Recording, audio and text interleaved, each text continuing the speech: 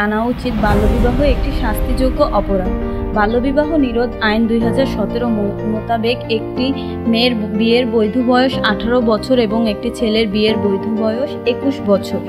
বাল্যবিবাহের সাথে জড়িত ব্যক্তি এটা হতে পারে শিশুটির বাবা মা আত্মীয় থেকে শুরু করে কাজী পর্যন্ত, এদের জন্য শাস্তির বিধান রয়েছে। সর্বোচ্চ 2 বছর এবং সর্বনিম্ন 6 মাসের জেল এবং 50,000 টাকা জরিমানা অথবা দুটি দণ্ডেই দণ্ডিত হতে পারে তারা। এছাড়াও কিশোর কিশোরী যদি নিজেই বাল্যবিবাহ করে তাহলে তাদের জন্য একই শাস্তির বিধান রয়েছে এবং তাদেরকে কিশোর কিশোরী সংশোধনাগারে পাঠানো হবে সংশোধনের জন্য।